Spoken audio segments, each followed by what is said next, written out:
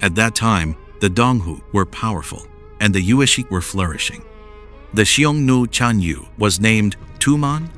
Having been unable to withstand Qin, Tuman moved north. Over a decade later, Mengtian died. The feudal lords rebelled against Qin, and the China were thrown into turmoil. All those exiled conscripts whom Qin had sent to garrison the frontiers departed and returned home. Consequently, the Xiongnu gained respite and gradually crossed back south of the Yellow River, reoccupying the lands up to the old frontier lines with the China. The Chanyu had a crown prince named Mao Dun. Later, he had a beloved Yanshi who bore him a younger son. Wishing to depose Mao Dun and establish the younger son as heir, the Chanyu sent Mao Dun as a hostage to the Yueshi. After Mao Dun had been delivered as a hostage, Tuman launched a sudden attack against the Yueshi.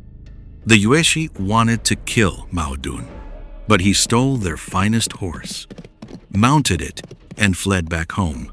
Tuman, considering him brave and strong, and put him in command of 10,000 cavalry. Mao Dun then made whistling arrows and drilled his cavalry in archery with them, issuing this order: "Whoever does not shoot at whatever target my whistling arrow hits shall be beheaded." During hunts for birds and beasts, if any of his men failed to shoot at the target of his whistling arrow, he immediately had them beheaded. After some time, Mao Dun shot his own fine horse with a whistling arrow. Some of his attendants, not daring to shoot, were immediately beheaded by Mao Dun. Sometime later, he shot his own beloved wife with a whistling arrow. Some of his attendants were extremely fearful and did not dare to shoot. Mao Dun again beheaded them. After another interval, while out hunting, Mao Dun shot the Chanyu's own fine horse with a whistling arrow, and all his attendants shot at it.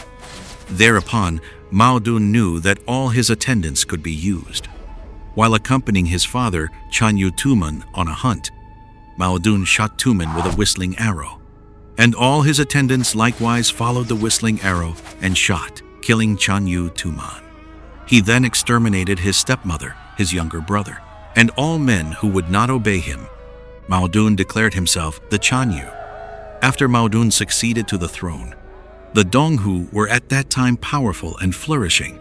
Having heard that Mao Dun had killed his father and made himself Chanyu, they sent an envoy to Mao Dun to demand the 1,000-li horse that Tuman had possessed. Mao Dun consulted his men. They all said, "The 1,000-li horse is a treasured steed of the Xiongnu. Do not give it." Mao Dun said, "How can we, as neighbors to another state, begrudge a single horse?" Thereupon he gave them the 1,000-li horse. After a while, the Donghu believed that Mao Dun feared them and sent an envoy to Mao Dun to demand one of the Yanshi. Mao Dun again consulted his attendants. They were all enraged and said, "The Donghu are without principle to demand a Yanshi. We request to attack them." Mao Dun said, "How can we, as neighbors to another state, begrudge a single woman?" Thereupon he took a beloved Yanshi of his and gave her to the Donghu. The king of the Donghu grew ever more arrogant and pressed westward. Between the Donghu and the Xiongnu lay a stretch of abandoned land, uninhabited for over 1,000 li, where each side maintained autuo along its own border in a no man's land. The Donghu sent an envoy to Mao Dun, saying, "We lay claim to the deserted land that between our borders, since it lies beyond your reach." Mao Dun consulted his men. Some among them said, "This is abandoned land. Giving it is permissible. Not giving it is also permissible." At this, Mao Dun flew into a great rage, saying, "Land is the foundation of a state. How can we give it away?" He had all those who had spoken in favor of giving it beheaded. Mao Dun mounted his horse, issued an order that anyone in the country who lagged behind would be executed, and led an eastward surprise attack against the Donghu. Initially, the Donghu despised Mao Dun and made no preparations.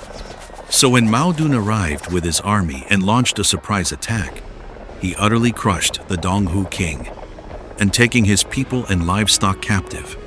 After this, he returned west, attacked and drove off the Yueshi, and in the south annexed the Lufan and the White Sheep King south of the Yellow River. He completely recovered all the Xiongnu lands that the Qin general Meng Tian had seized, bordered the Han dynasty along the old defensive line south of the Yellow River, extending to Chaona and Fuxi cantons, and then invaded Yan and Dai. At this time, Han troops and Xiongnu were locked in their struggle. The China was exhausted by warfare. For this reason, Mao Dun was able to strengthen himself, commanding over 300,000 soldiers who could use bows.